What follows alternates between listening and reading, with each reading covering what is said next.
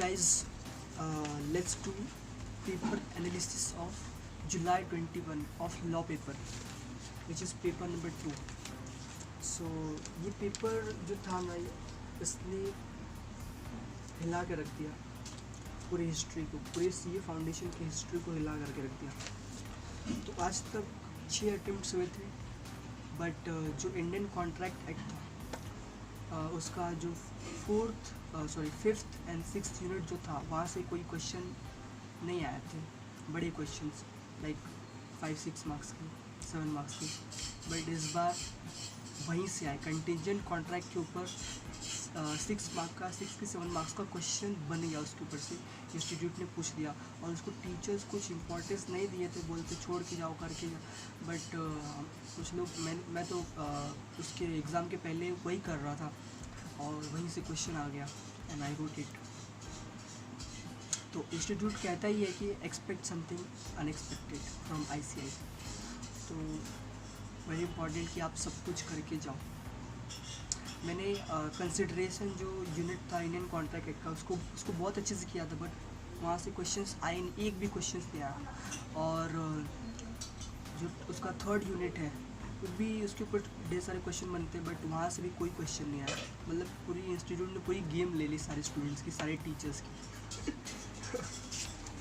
तो यहाँ पर जो सेक्शन ए है लॉ का, वो पहले जो सब क्वेश्चन ए है, वहाँ से 4 मार्क का क्वेश्चन बन रहा है। वहाँ पे जो भी स्टेटमेंट्स दिए हुए हैं, वो अग्रीमेंट्स है और वो वैलिड है कि वॉइड है, ये बताना है हमें।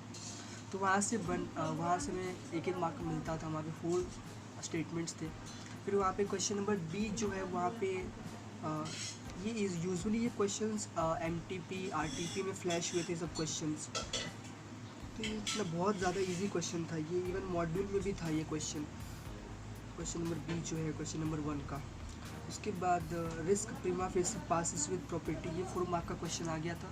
जो सेल ऑफ गुड्स है, वहाँ से सुबह का क्वेश्चन है ये, उसका थर्ड यूनिट है आई थिंक, वहीं से आया ये क्वेश्चन। ये क्वेश्चन नंबर 2 जो है कंटिजेंट कॉन्ट्रैक्ट, 7 मार्क का है वो। Oh my God.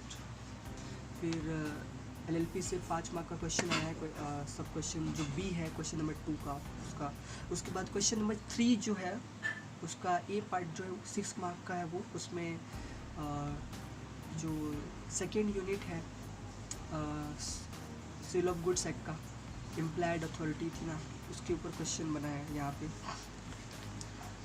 Sorry, implied authority, मैं इसकी बात कर रहा हूँ, पार्टनरशिप एक्ट नहीं है, वहाँ पे इम्प्लाइड अथॉरिटी ऑफ पार्टनर्स, उसका ये क्वेश्चन है वहाँ पे। वो 6 मार्क का भी है यहाँ पे, 6 मार्क का पूछा है वो, माय गॉड। फिर जो क्वेश्चन नंबर 3 का सब पार्ट जो बी है, वहाँ पे उसमें जो अपना यूनिट 4 है इंडियन कॉन्ट्रैक्ट एक्ट का, वहीं से जो जॉइंट प्रोमिसर्स की जो लाइबिलिटी होती है, राइट्स होती है, उसके ऊपर क्वेश्चन बना है, 6 मार्क का बना है। उसमें 3 सब क्वेश्चन हैं, वो करना था।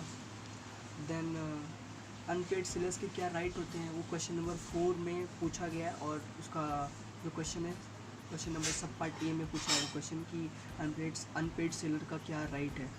देन जो पार्ट बी है, उसमें इंडियन पार्टनरशिप एक्ट के ऊपर क्वेश्चन है 6 मार्क का। ये भी काफ़ी ज़्यादा इजी था ये। तो ये तो काफ़ी ज़्यादा इजी था। और क्वेश्चन नंबर 5 जो है, वहाँ पे एक केस स्टडी बेस्ड क्वेश्चन आया 6 मार्क का, जो हम लोग पढ़ते हैं सेल ऑफ गुड्स एक्ट में, उसके ऊपर क्वेश्चन बना है ये। क्वेश्चन जो यूनिट 2 होता है ना, उसमें I think goods sold by sample, goods sold by description, उसके ऊपर एक केस स्टडी बनाई है। देन कंपनीज एक्ट का हमें क्वेश्चन आया एक 6 मार्क का, on the basis of control कितने टाइप्स की कंपनीज होती है वो लिखना था। देन क्वेश्चन नंबर जो 6 था, वो सुपरवेनिंग, क्वेश्चन नंबर 6 का सब पार्ट ए जो था, वो सुपरवेनिंग इम्पॉसिबिलिटी के ऊपर था। तो मैंने ये क्वेश्चन नंबर 6 तो अटैम्प्ट नहीं किया था, स्टार्टिंग के 5 क्वेश्चन ही मैंने अटैम्प्ट किए थे, मुझे वही काफ़ी ज़्यादा ईजी लगे थे। उसके बाद क्वेश्चन नंबर जो बी है, वो इंडियन पार्टनरशिप एक्ट के ऊपर फिर से 4 मार्क का आया है। और फिर इस क्वेश्चन नंबर 6 का सब पार्ट सी जो है, वो guarantee company and company having share capital, ये जनरली फ्लैश होता है क्वेश्चन, आरटीपी में था ये, एमटीपी में भी था ये क्वेश्चन, तो वहीं का क्वेश्चन है ये। तो सेक्शन बी जो है वहाँ पे पहले पैसेज आया है ये, पैसेज के बाद उसके बाद नोट मेकिंग का क्वेश्चन आता है और समरी होता है वहाँ पे। उसके बाद क्वेश्चन नंबर 8 जो होता है वहाँ पे ढेर सारे सब क्वेश्चन बनते हैं, वहीं पे एक प्रिसाइज राइटिंग का भी क्वेश्चन आता है। तो आप प्रिसाइज राइटिंग जो 7th चैप्टर है और नोट मेकिंग का जो चैप्टर है और 4th चैप्टर जो कॉम्प्रिहेंशन का है उसे बहुत अच्छे से करके जाइए, उसमें वहाँ से क्वेश्चन आते हैं, मतलब आते ही आते हैं। फिर कुछ चैप्टर 1 जो होता है कम्युनिकेशन का, उसको भी अच्छे से करके जाइए, उसमें भी ढेर सारे क्वेश्चन बनते हैं। और ग्रामर भी करके जाइए पूरा, 2nd चैप्टर जो है, सॉरी हाँ 2nd चैप्टर जो है ग्रामर का। तो ये पूरा था एनालिसिस पेपर का, और ये इजी पेपर था, बहुत हम लोग पैनिक हो रहे थे कैसा होगा, बट काफ़ी ज़्यादा इजी पेपर था, हम लोग लिख के आए हैं। So it was quite good paper, unexpected. So thank you so much.